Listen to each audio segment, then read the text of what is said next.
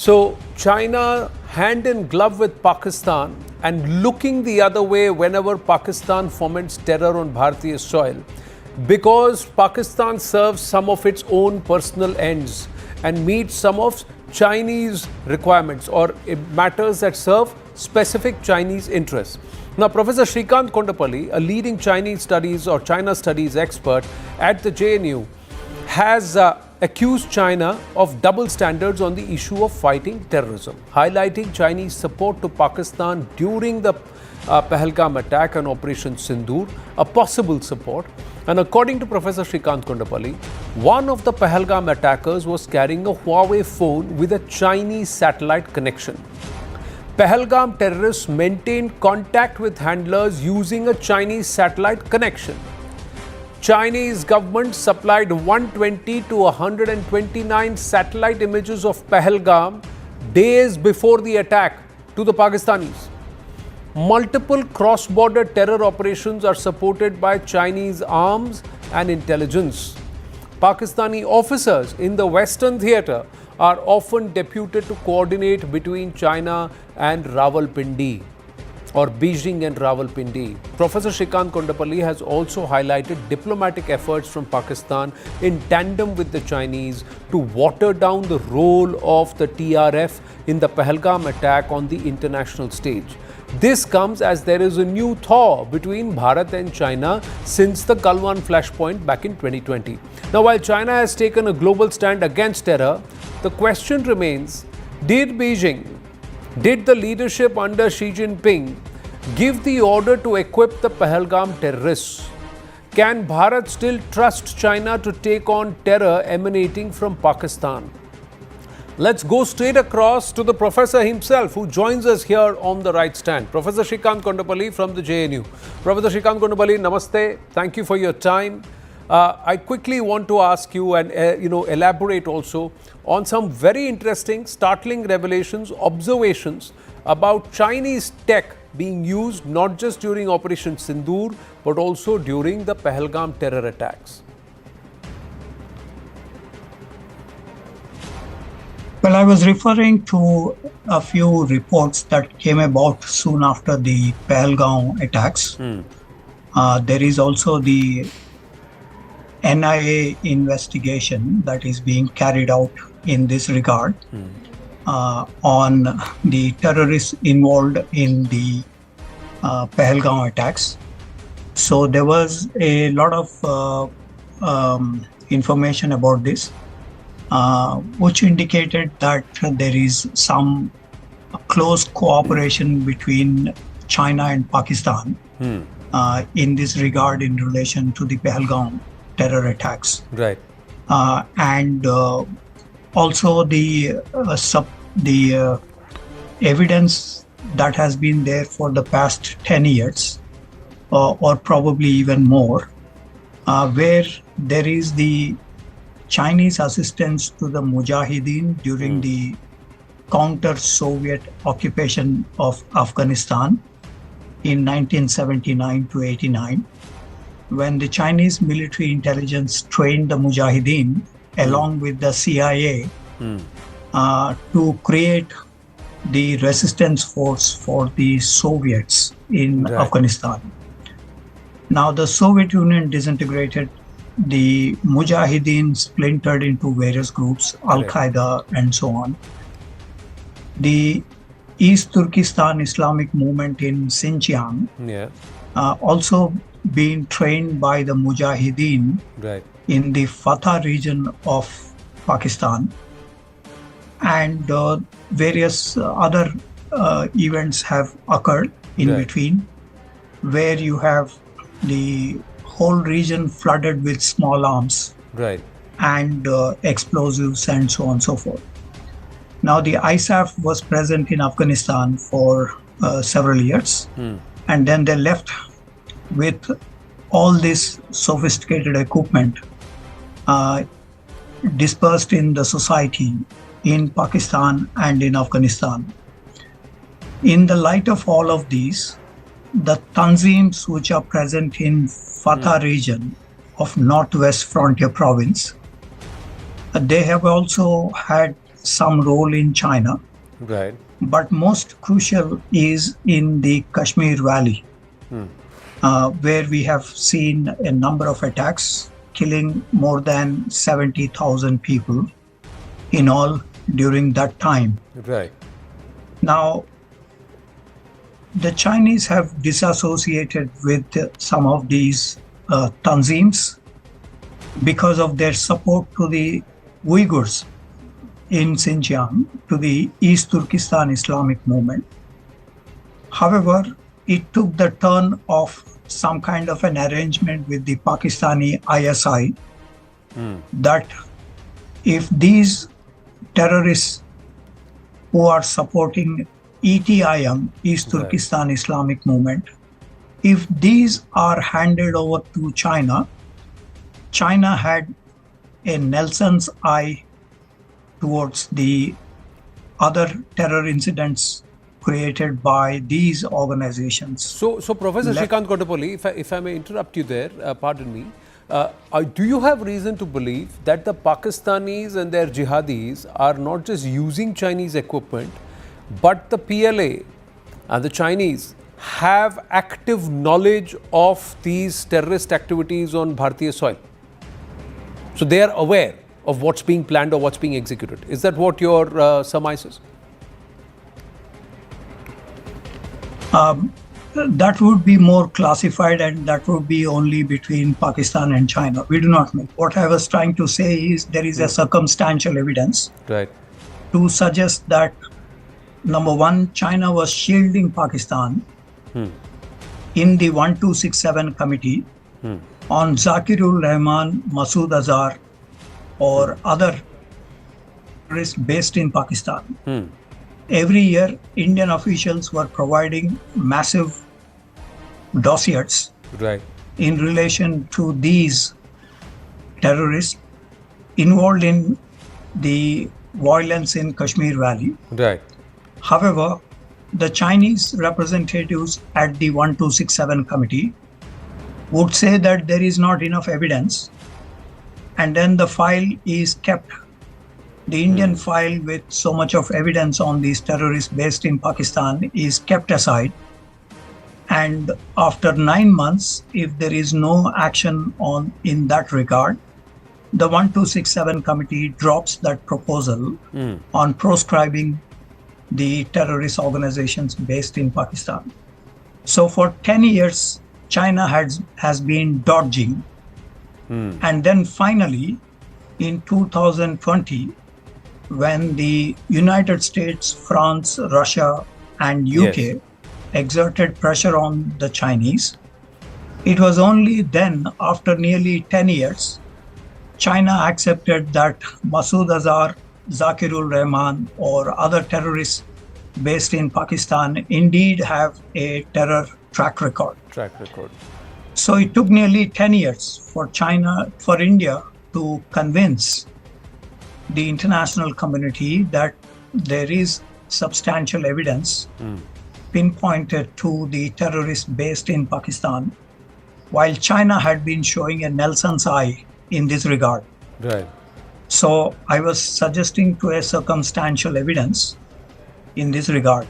Secondly, the NIA had also been investigating this case, and some reports have come soon after the Pahalgam attacks that one of the terrorists was carrying a Chinese-made mobile phone which has facility to communicate cross-border into Pakistan, and he was sending messages.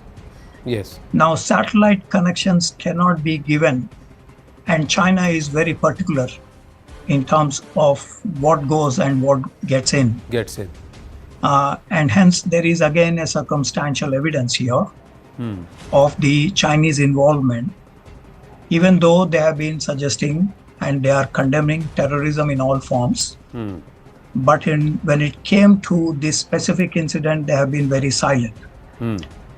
It suggests again to the circumstantial evidence. A third is that before Pahalgam attacks took place, this area was scanned extensively, Yes. and Pakistan received the satellite pictures Yes. of this area. And this also suggests to once again the Chinese connection. But Professor Kondapalli, that these forces were surprised with the level of Chinese involvement during Operation Sindoor is on record. But you're saying it goes back even to Pahalgam and maybe other instances of proxy war or cross-border terrorism. What serves the PLA's interest here? Why would the PLA look the other way? And how does it help the PLA's cause?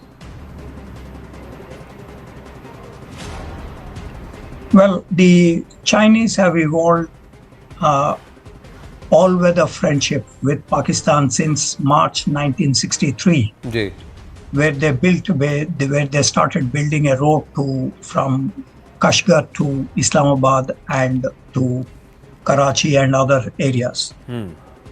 This is called the all-weather road, and the relations also became all-weather friendship. As a part of this, the Chinese have been balancing India through Pakistan through the 1965 conflict, 71 conflict, the Kargil, and recently during the Operation Sindoor, the India-Pakistan conflict. So in other words, a weakening of India either through terror attacks or through irrational attacks by Pakistan, as seen during the recent conflict, Right. as well as with the other conflicts.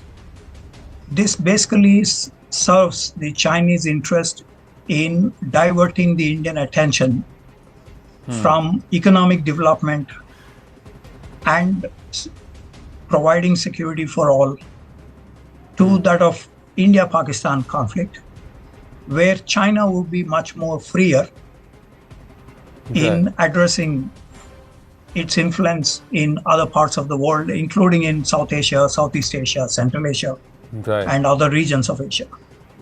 So this is a long-standing strategy of China to weaken India, to also divert India's precious resources to the jihadi elements in Pakistan. The very strong observations and perhaps very convincing argument that you make, Professor Shrikant Kondapalli. Thank you very much for your time. I'm going to take this forward with our guests who have also been listening into you. Lieutenant General T.P. Pandey, Security Analyst, former GOC 15 Corps with us, and Brahma Chalaniji, Strategic Affairs Expert with us. My namaste and Jai Hind to you gentlemen. Thank you for your time. Agree, disagree with the perspective and the reading that Professor Shrikant Kondapalli is making, General Pandey? Yeah, I think totally agree with him what he has said about firstly how the support has been given to the Pakistanis by the Chinese, and also why, right? Both points are. I just add a couple of issues. The connection. Actually, the Chinese have learned from the best in this field, and that is the Americans. That you have proxy, you have terrorists, you support countries and military dictatorship to ensure that the region remains in turmoil, and you keep on pulling out resources from the region and have your strategic hegemony in those areas. So possibly the Chinese have learned quite brilliantly, and they are applying the same thing in the region. In case of Pakistan, what has happened is it's not only a question of all-weather friendship, but you just imagine that there's an entire state for China. There's a thing called tech policy which is implemented. They're spending enough money to extract not only their own pound of flesh, but also the resources. And the leverage in terms of number of people, votes, or wherever the commitment is required from the Pakistani side in the international affairs. That is one part which allows. And this attempt from going through CPEC or BRI, building from Kashgar to Karachi, that road, while it is failing, but yet it remains an alternative which is existing with the Chinese part. But more importantly, please understand the contest in the Asia region remains India, right? And the strategic autonomy which we undertake, that we are going to play along with the European Union, with Americans, we will contest the Chinese hegemony whenever it comes in terms of military domain or economic domain. Both even the diplomatic or in the entire spectrum of elements of power. It serves the purpose, the Chinese purpose, to keep us engaged. Especially coming down to the military, every activity which happens within the valley or within the northeast ensures our commitment of forces there to manage the counter-terrorist operation or counter-insurgency operations. And this pulls back our forces or commits our forces from the northern borders. Right. This allows minimizing of threat along the northern front, northern borders for the Chinese. So it plays on all the level, diplomatic, informational, the military front, the technology front, and also economic front. Right. So it is a win-win situation. Actually, it is a Pakistan is willing to be a proxy state at the cheapest price, or at the best price which is given to anybody, and they have compromised their national autonomy to the Chinese, right? Right. Professor Brahmachalani, your thoughts, sir? The China-Pakistan nexus is a long-standing axis against India. It's driven by the principle that Chanakya outlined, that your enemy's enemy is your friend and ally. That has kept the two together because there's nothing in common between the two other than the common interest of containing India. In fact, we often forget that because we focus so much on Pakistan's proxy war in J&K and elsewhere, that we forget that this proxy war of Pakistan is modeled on China's proxy war against India. In the northeast of India that began with Nagaland, a proxy war that China continued for a number of years, and even today it's seeking to revive insurgencies in the northeast. It has elements from Assam and elsewhere from India's northeast. It's harboring those elements in the hope that it can create trouble in India's northeast. Right. And the troubles in Myanmar and Bangladesh could create those openings for China. But I think the bigger issue is we do not discuss why China does it. Correct. Because we're very good at the description of what the problems are and what China is doing. But why is China able to do it? That's something we don't discuss. We don't even discuss why is India allowing China to continue with this kind of containment strategy. Once we discuss that, we will understand that it's because of our own faults, our own weaknesses, that we continue to reward China. We reward China despite its increasingly bad behavior. In fact, we are allowing China to have its cake and eat it too. Far from imposing any deterrent costs on China, we keep rewarding it. For example, just 3 or 4 days ago, the MEA had a press release about how later this month, commercial flights between India and China will resume as part of a process of normalization of ties. This process of normalization of ties is happening even as China has actually not rolled back its encroachments in eastern Ladakh and these so-called buffer zones that came up largely on Indian territory. They were supposed to be temporary arrangements. They have become enduring arrangements with no sign as to when India will get its rights to patrol the points where it was patrolling earlier. So unless India's policy and approach changes towards China, China will have all the incentive to do what it's doing in conjunction with Pakistan and even. From Kautilya, you can only negotiate with an equal. Only the strong will be spoken to. So we as a nation have to get to that level. I just have to bring in another dynamic. I'm sorry, Anand, that's not correct though. In 1962, India was stronger than China economically and militarily, yet we got a drubbing. So it's not. There the dynamic changes because a strong nation also needs a strong leader, strong focus, vision, and also political will. So all of those things are also equally important. But unless we are inherently strong or we have a certain level of matching of capabilities, it's difficult to fight these. Or perhaps there is a certain level of wisening up in the think tank and there is a different learning. We'll come to that in a bit. Just to I want to bring in another dynamic of this entire China-Pak tango, viewers. A big CNN News 18 exclusive brought to us by our security editor Manoj Kumar Gupta. Pakistan has racked up a hefty bill to repair the damage caused to its various air bases during Operation Sindoor and has depended on American support to get its military operations back on track. Now here are the details. The price tag, somewhere between $400 to $470 million, just around the number of $500 million. Secret funds, and this is for repairs and equipment. The Bolari Air Base, one F-16 damaged, one Saab radar system repaired by the US Air Force in June. In Bolari, they also suffered losses. A squadron leader and a chief technician also perished. Jacobabad Air Base, two parked F-16 jets damaged after BrahMos missile attacks. Noor Khan Air Base, one F-16 jet and one C-130 carrier damaged after BrahMos missile strike. And these air bases were repaired at an urgent basis. Rahim Yar Khan still not repaired. US engineers dispatched from Doha, Abu Dhabi and Maryland for repairs. US teams arrived between June and September to conduct these repairs. And there was also a US-China conundrum. China was ready to conduct repairs, but the US feared tech theft, and that's why they jumped in. US feared China would compromise F-16 and C-130 technology. Pak also using the funds to upgrade bases. The PAF is installing latest communication radars integrated with satellites and with a combination of American and Chinese tech to deter future strikes. The question remains, has Bharat increased the financial burden of terror? Can Pakistan effectively operate in tandem with both American and Chinese technology? And is Pakistan making American technology more vulnerable to Chinese theft? Yet again, this entire China-Pak tango comes to the fore, that Chinese engineers were present there to even take over. General Pandey and Brahmachalani ji, please, your thoughts? I think we need to, somewhere we need to learn from the Pakistanis.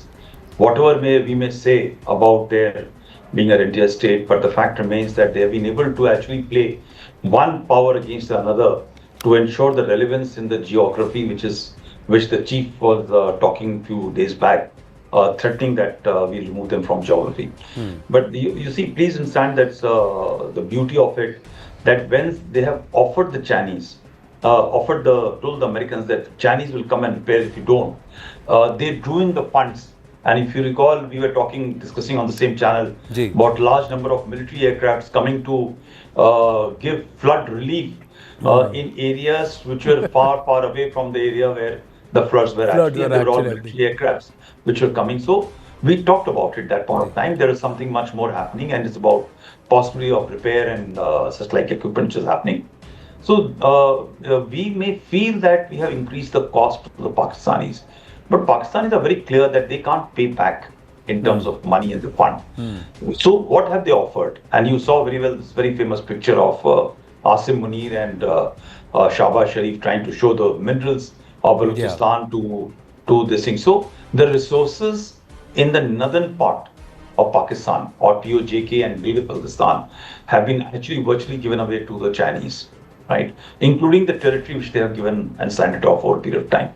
And so is the case of today, the Balochistan and those offers which are coming up to resolve. And so this, what I feel is, there are a number of give and back which is happening. Pakistan is now very quickly becoming a hedging geography for the Americans, who are stretched on the ground between the Gulf, Iran, and in Afghanistan. It allows them to fly over to carry out limited counter strikes and this thing. So this $400 million, I don't think the Americans are looking that they are going to get it back from them, but they may get the equal or far, far more much in terms of value, in terms of operational freedom, which they get to carry out. Interestingly, the rare earth minerals is a $500 million deal. Brahmachalani ji. And now they are saying the Pakistanis has offered a Pasni rail track also 300 kilometers from Gwadar port. Not so far from Chabahar port, 150 kilometers from Gwadar, not so far away. But the Americans may not take that bite. So they're literally selling themselves for all of this. Your thoughts? I agree with you, Anand, but I think there are two larger conclusions we should not overlook. The first is that Operation Sindoor and its aftermath have exposed the growing convergence of the US and China on Pakistan. The interests of the US and China are increasingly converging on Pakistan. What one side does in relation to Pakistan advances the other side's goals in relation to Pakistan. Both of them are primarily seeking to achieve two objectives. One, to keep Pakistan financially afloat, and two, to use Pakistan to ensure that India does not gain regional preeminence. Otherwise, why would you have China first becoming the invisible third party during Operation Sindoor, providing real-time intelligence and radar inputs to Pakistan? And then right after Operation Sindoor, according to your channel's report, the US Air Force and US specialists come in and they work to repair damage to aircraft and to air bases. So there is a clear convergence of interests, which is quite troubling. And also, we should not forget that that Turkey and Saudi Arabia are also arrayed on the side of Pakistan. The second thing is that Operation Sindoor helped expose the weaknesses in Pakistan's air defense architecture. And now, since the conclusion or cessation of Operation Sindoor, Pakistan has worked assiduously to plug those weaknesses by seeking to procure systems on an emergency basis. And both the Chinese and the Americans are helping Pakistan to create better defenses. So if Operation Sindoor were to resume at some point in the future, India will likely confront a more fortified battle space, which would mean that India will not have the same opportunities to penetrate Pakistan's air defenses. I'm sure that has also been war-gamed by our own minds, because they have also wizened up to the level of Chinese influence and interference within the first few hours of Operation Sindoor itself. Gentlemen, have to pause here. Thank you so much. We will continue this conversation. We've got to take a very short break. When we come back, we'll take the Operation Sindoor conversation forward with Lieutenant General KJS Dhillon, who's authored a book on Operation Sindoor. But we take it forward. Is Bharat primed for 2.0? We ask him.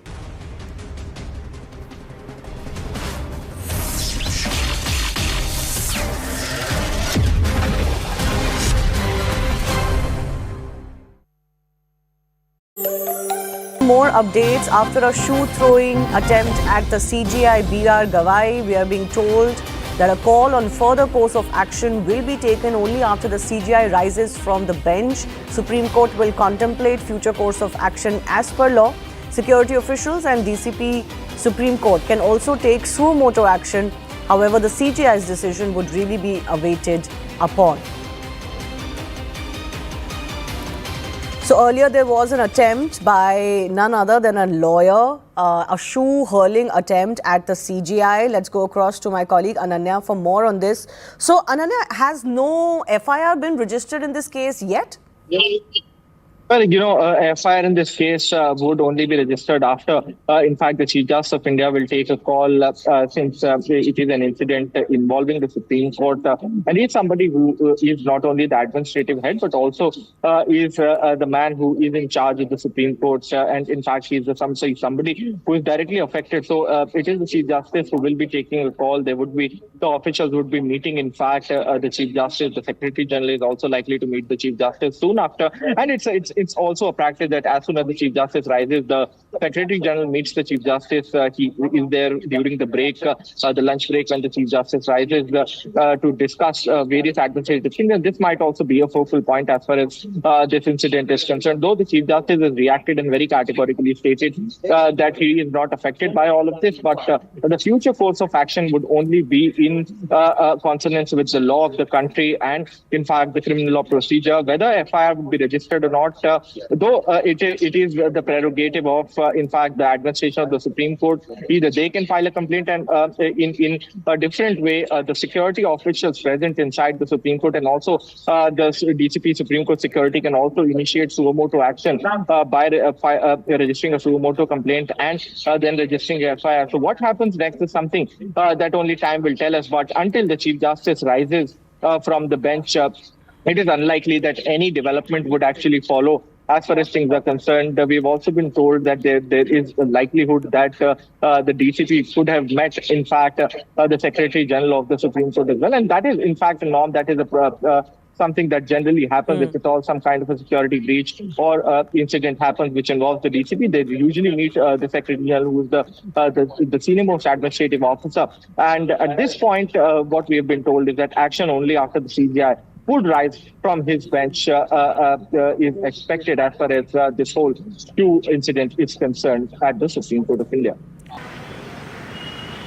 Stay with us, Purnima, because looking at another story that's coming in from Tamil Nadu, a statue of former Tamil Nadu Chief Minister MGR has been vandalized in Madurai.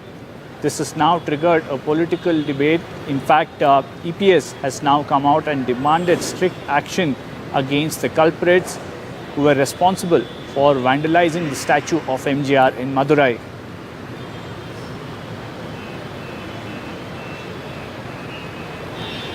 Purnima continues to be with us. Purnima, any headway made in the investigation so far on who perhaps could be behind this act of vandalism?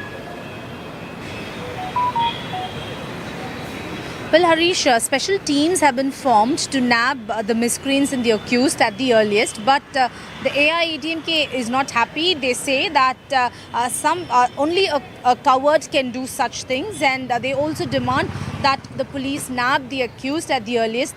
So right now, what police sources tell us is special teams have been formed. They're also monitoring the CCTV footages in and around the areas to identify the miscreants and arrest them at the earliest. But clearly, we'll have to wait and see. But police say that by the end of the day, they will be able to nab the accused. That's what police sources are telling us. But ADMK condemns this move and also urges police to ensure that the culprits are arrested at the earliest. In fact, stay with us, Purnima, because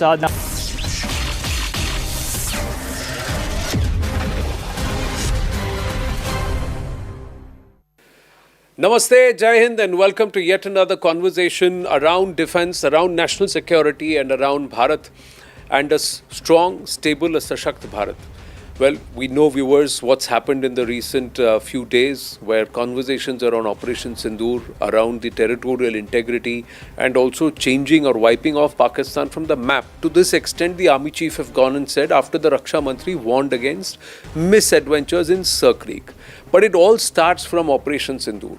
And what the Indian Air Chief once again reiterated what he had said back in August, all points to this book, that is Operation Sindoor, the untold story of India's deep strikes inside Pakistan. And the person who's authored this, and I'm quite surprised how he was able to do it in such quick time in terms of turn it around, and a beautiful book, a very engaging reading, is Lieutenant General K.J. Dhillon, or Tiny Dhillon as we all know him. General Saab, namaste. Thank you. Sir, Jain sir, how did you do this so fast? You know, with the background of military and of course the intelligence, and as the things started unfolding after Pahalgam, that is 22nd April, and I was in Kashmir on 21st April, and I had a lot of background intelligence information about the peace which has returned to Kashmir. And then Pahalgam happened on 22nd April, and I started jotting down my points and my analysis. And in the acknowledgements I have written, I interacted with a lot of thinkers, a lot of veterans, a lot of military writers and opinion makers.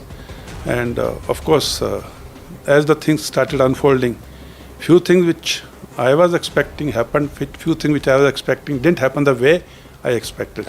And few didn't happen at all. But not going into that, I put the whole thing together. And then Army Headquarters, Military Operations Branch, Military Intelligence Branch, they went through it with a fine-tooth comb. Ek word aise chan kaisa. They would have edited it for you. Yes, they took about 35 days. And the script went up and down maybe 10, 12 times. This is not correct. And then, of course, there was a lot which had to be kept confidential and classified. Now, one thing that you've covered, this is, I'm quoting from the book, viewers, and page 136, 9th August The Indian Air Force Chief, speaking at a function in Bengaluru on Operation Sindoor on 9th August 2025, made an official statement that 5 Pakistani fighter jets, 1 AEW&C aircraft were shot down by IAF's S-400 missiles at long ranges during Operation Sindoor. He also confirmed the destruction of Pakistan's F-16s and early warning aircraft on ground. And you've quoted, "We were able to get at least 2 command and control centers like Murid and Chakala, at least 6 radars, some of them big, some of them small. We have an indication of at least 1 AEW&C and that AEW&C hangar and a few F-16s which were under maintenance there. We have at least 5 fighters confirmed kills and 1 large aircraft which could either be an ELINT aircraft or an AWAC. Okay, and which was taken on that day on at a distance of about 300 kilometers. This is actually the largest ever recorded surface to air kill that we can talk about. And it was a high level tech war. In 80 to 90 hours of war, we were able to achieve so much damage that it was clear to them that if they continue, they're going to pay for it and more. So they came forward and sent a message to our DGMO that they wanted to talk, and this was accepted on our side. Yes. ये 9 अगस्त को हमने इसको clear किया. Yeah. And then 3rd October, Amarpreet Singh ji reiterates this. Yes. But this time he doesn't say few F-16s, he says likely 4 or 5. So this is just adding more numbers to what has already been put out there. And that comes at the back of the Raksha Mantri talking about Sir Creek, and followed by that, Army Chief talks about Sir Creek. और आपका map बता, अगर भूगोल में रहना है तो behave. Don't. Why is this happening, sir? Let's bring the story forward. So this is already declared. ये हमने 9 अगस्त को कहा, ये हमने 15 मई को क्यों नहीं कहा? That's my first question. Let me answer this first question first. See, being a former Director General Defense Intelligence Agency, I'm not going to, declassify anything which I know, or I'm not going to say anything which should not be said. But I must say how the intelligence is gathered. A piece of information comes, A piece of information comes, and then you say, "Arey, ye hai. Okay, let's find out more about it." You want to corroborate it. You give it to a agency of yours or one of your assets. It may be ground assets, it may be an aerial asset or technical or electronic. Then that asset also gives you a piece of information. You overlap it. Some gets corroborated by 2 different agencies, some don't, and then there are certain voids. Then you give it out to somebody else. Then again, those informations come and the overlap. Now there is a 40 to 50% corroboration which happens. 30 to 40% gaps are there, and 20 odd percent is, which is a single agency inputs. Now this has started taking shape of intelligence. Till now it was information. Now it has started taking shape of intelligence.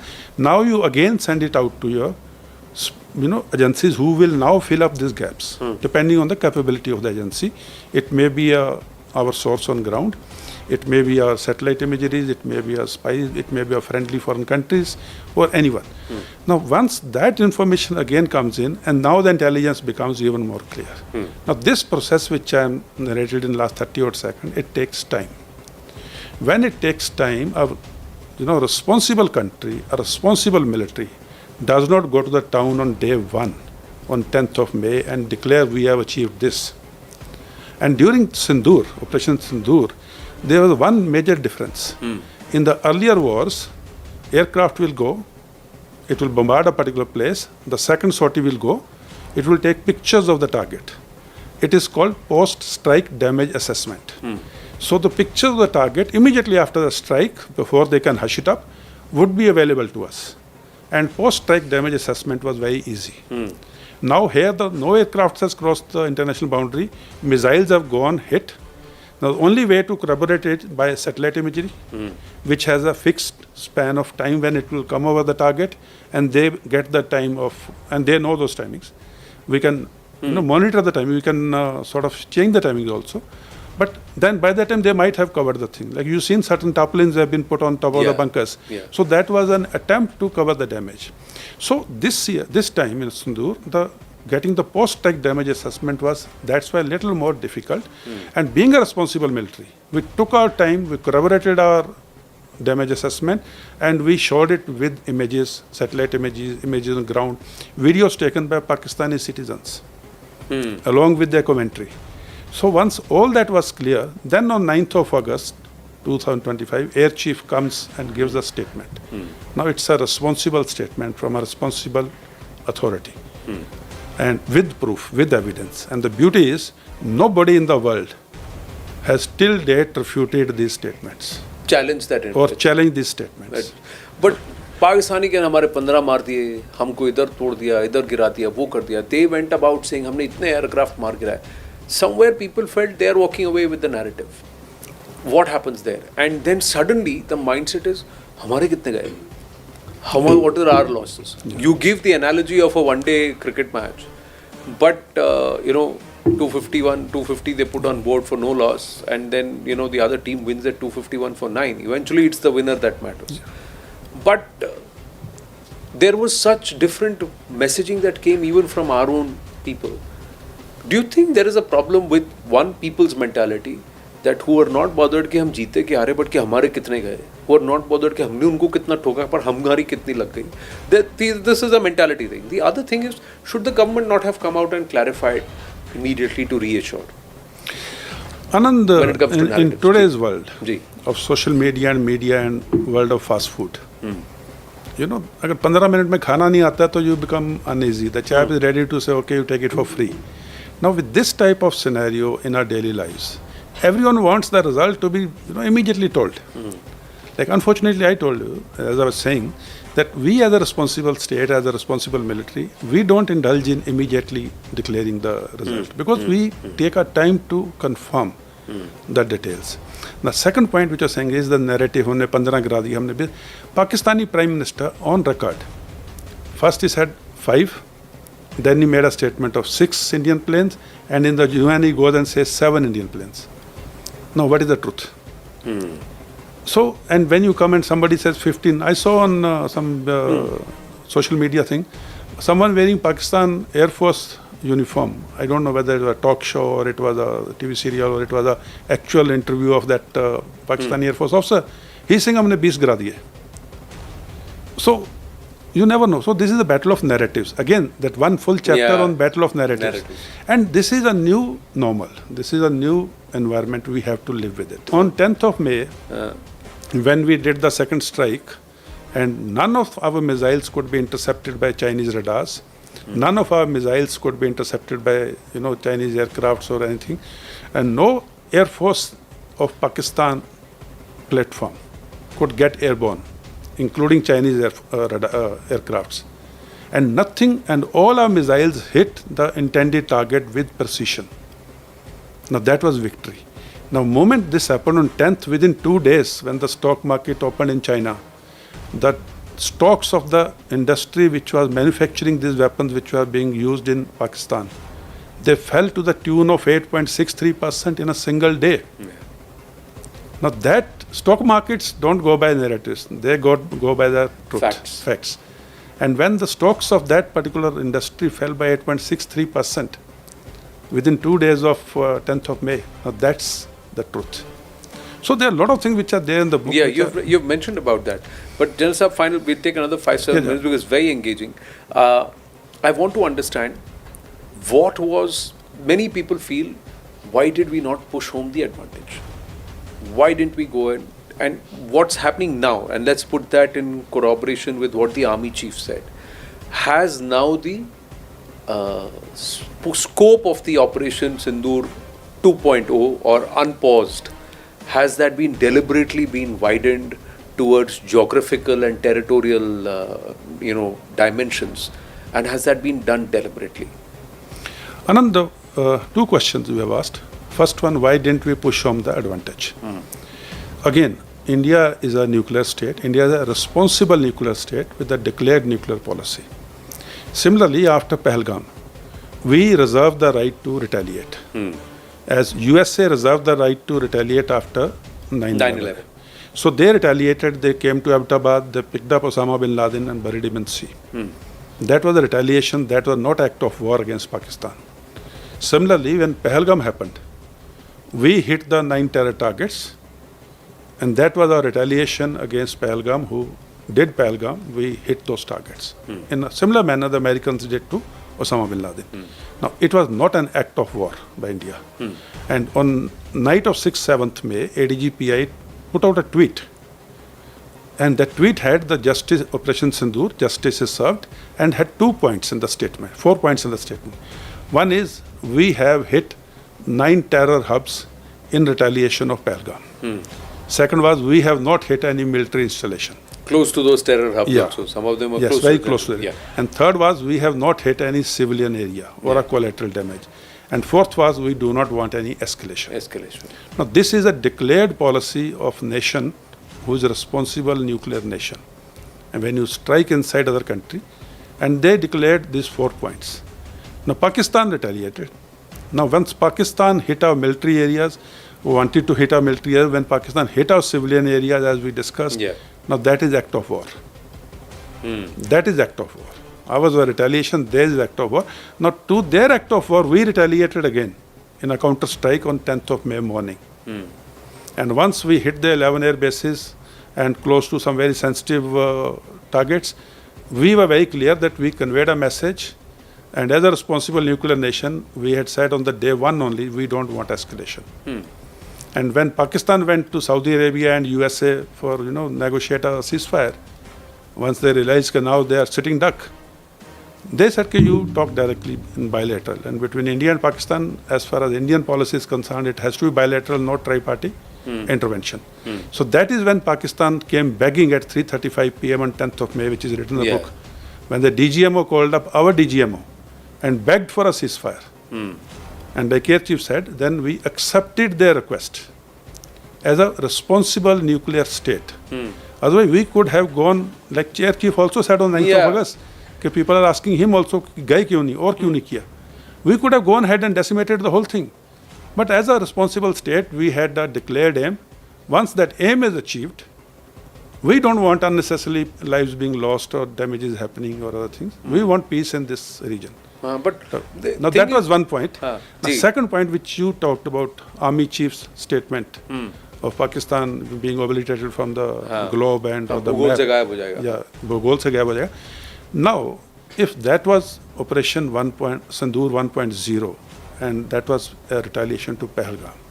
Now, this is a very clear warning happening in the area of Bhuj, which is very close to Sar Creek, where Raksha Mantri ji also made a statement that you do anything again, you try anything again, and then you see we will not stop at the way we did first time. Whole, brief itself has been expanded to say now there is no restraint. We're going to wipe you out totally. If you really want to exist, back off from terror. Now, is that because there is a sense that the Pakistanis will do something? Or is it because of China's increased movements along our other borders that we've got our antennas up? See, Anand, like in the last chapter I've given, that is our future counter-terror strategy. To be ready. In that it is very, very clear. We are not differentiating between a terrorist, a person supporting a terrorist, or a state sponsoring a terrorist. For us, from the person to the state, everyone is a terrorist. And we have a counter-terrorist strategy very clear, zero tolerance. And that is a new normal now. Now, having said that, if Pakistan tries something again, no, we are not wanting to do it, okay, पहले पहलगाम किया तो हमने संदूर किया, अभी आप कुछ करोगे तो हम वो कुछ करेंगे फिर. We don't want to play this game over and over and over again. A country of our size, country of our military might, country of our economic might, country of our HR might, country of our biggest democracy in the world. Now we want to put an end to this nonsense once and for all. And that's exactly what the Army Chief, the Air Chief and the Raksha Mantri ji has said. But is that possible till the time the Chinese are around? How much of Chinese involvement has there been? Because there was surprise that was evinced by the CDS also, that we didn't know the Chinese are so deeply involved. Professor Shrikant Kundapalli has made his own assessment that the Pahalgam terrorists were also using Chinese satellite phones. So that's also out there. How deeply are the Chinese involved? See, China's support to Pakistan militarily and in other fields, including intelligence, which is sub part of military only, is there, and we know it. China has always supported Pakistan in any war against us or in anything against us. What China has never done is China has not mobilized its forces on our border with China, which China has never done it, and it is somehow unwritten understanding. And this also proves the strength of our diplomacy. Like nations go to war, militaries only fight on the borders. When nations go to war, militaries manage the borders, diplomacy works around the world. The economic people work to make sure their supplies and everything is assured to the military which is fighting, and politicians or the state works with a resolve, clear-cut mandate, clear-cut orders. So it's a nation's war. Correct. Once Whole it's of a nation whole approach. of nation approach, when it's a whole of nation approach and nation's war, then diplomacy will play its part and make sure the Chinese do not come to the border. However, the Chinese support to Pakistan militarily and live or real-time intelligence as it happened in Operation Sindoor, which is mentioned in the book. Yeah. So that will continue, and we cater for it. We cater for it. We got to game it. Yeah, we go to war game it within our plans. Yeah. As this is going to be the strength or the of other side. So that SWOT analysis of the enemy's strength, weaknesses, our opportunities and threats is always done, and it's a very regular type of a thing. No, they say that they were so surprised that the Pakistanis knew that we have primed a vector and it was ready, and they requested, can you just hold that back? That's the level to which the Pakistanis had information, and that could have been possible only because the Chinese were involved. See, Anand, without going into the actual and details of the incidents, कुछ तो सही बोला मैंने. हाँ जी. सही आपने बहुत बोला है, लेकिन होता क्या है ना, कुछ चीज़ें होती हैं जो करने की मंशा से होती हैं, कुछ चीज़ें होती हैं जो कहे बहू को, कहे बेटी को, सुनाऊं बहू को. Some things are done to say कि here we are and we are ready now. Unless you behave, we are going to press the trigger. Through your entire career, I think there have been often times where officers like you and all other soldiers have lamented that we have to depend on somebody else for our own tech, for our own munitions, for our own. Is that changing? Is Operation Sindoor perhaps the biggest testimony to what Bharat can do in defense? Anand, that Make in Bharat, self-reliance has always been the key. During Operation Kargil or Operation Vijay, we were importing ammunition from South Africa for Bofors. When Bofors were proving to be good, and before the controversy and all, the ammunition was very limited. Yeah. During the war, we are importing ammunition. See if, for whatever reasons, if the opponent's diplomacy is strong, nobody will give you ammunition or support during the war. Correct. So we can't venture into a war with not having the reserves. So self-reliance is the only way out. And one more thing I must say, we are a software power of the world. Correct. The Silicon Valley, all our software engineers and all, and that is a fact. What happened during Operation Sindoor, and I mentioned about this in the book in a great detail, that L-70 gun, which is anti-aircraft gun at the lowest level, to S-400, which is the latest acquisition, we enmeshed this whole thing so beautifully, because S-400 can pick up a target at, say, hundreds of kilometers. But the target may not be worth destruction by S-400. The target may be worth destruction by a surface-to-air missile, Akash, or maybe a L-70 gun or a Zoo gun. So that picking up by a particular system, designating the other system, and the other system destroying it. It is called detection, designation, destruction in real time when the target is already airborne and approaching you.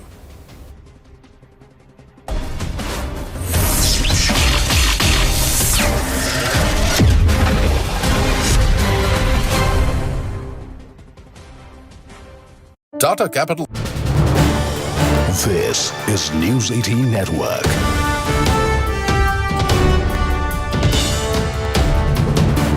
India's largest news network. Of city buses in Hyderabad. This is a breaking news that's coming in just now. The Telangana government has decided to increase the fare of local buses in Hyderabad from 5 rupees to 10 rupees. This is a hike that ranges across multiple slabs. The division has triggered a massive political face-off in the state. The BRS and the BJP have come down heavily on Revanth Reddy government, blaming the Congress for the fund crunch, resulting in the government deciding to tax normal users of city buses in Hyderabad. Congress government, which does not have money to run their promises, which does not even know how to implement their promises, has been failed here, and that is why the entire burden is falling on the people of Telangana and they are increasing the prices here. There is no free bus scheme. Free bus scheme in Telangana is a farce. It is a fake promise by Telangana because from the same family today, they are paying extra amount with the ticket fare which has been doubled, skyrocketing prices, where Congress government is looting by increasing the RTC fares, which is affecting the people of Telangana. In fact, CNN News 18's Aneri Shah now joins us for more on this. Aneri, for the Telangana government, it will be very difficult to justify this hike at a time when they were speaking about giving free buses to women in the state. You have the city bus prices now being hiked. The BRS says it could be double to what the passengers were paying earlier.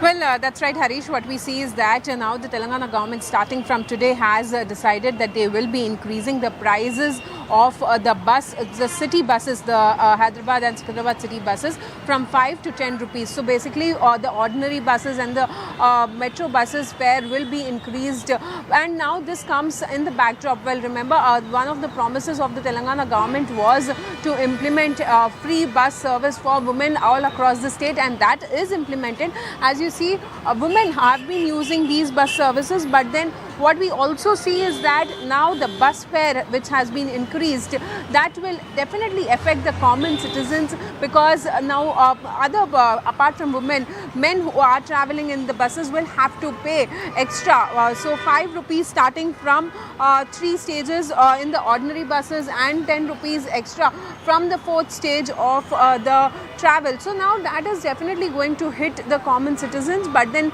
the state government says that this they are doing for the betterment and for better infrastructure of the RTC.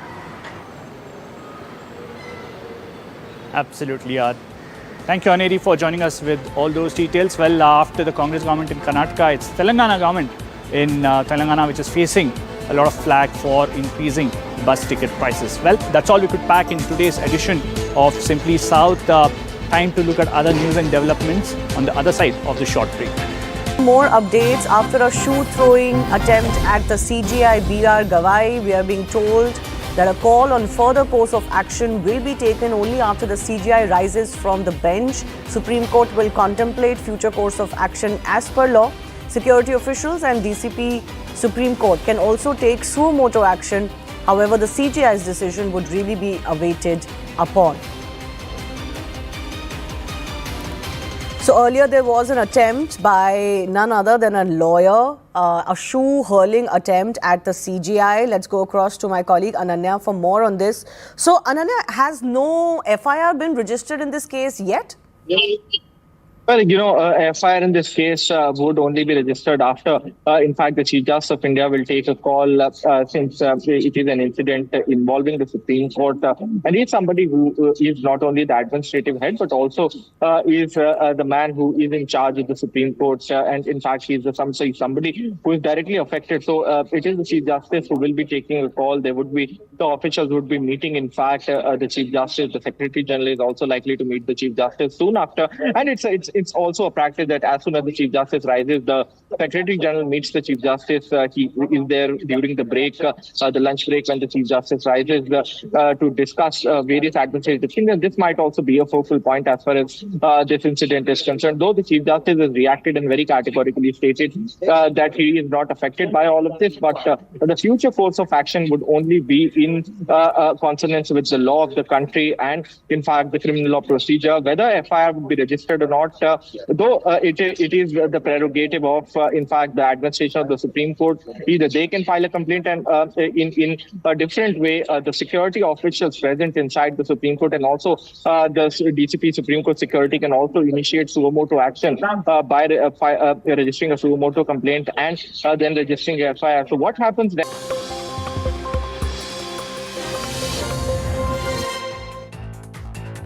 Good evening, you're watching Brass Tacks. I'm Zaka Jacob. The dates for the big battle for Bihar have been announced. It is going to be a two-phase poll on the 6th and the 11th of November, and counting is going to be on the 14th. This is the first time that it is going to be a two-phased poll in Bihar. Last time it was 3 phases. The time before that it was 5 phases. This time it's a straight-up fight between the incumbent NDA under Nitish Kumar taking on the Mahagathbandhan under Tejashwi Yadav. But there is also an X factor in the form of a new entrant, the Jan Suraj of electoral election strategist turned politician Prashant Kishore. Which way will the Bihar cookie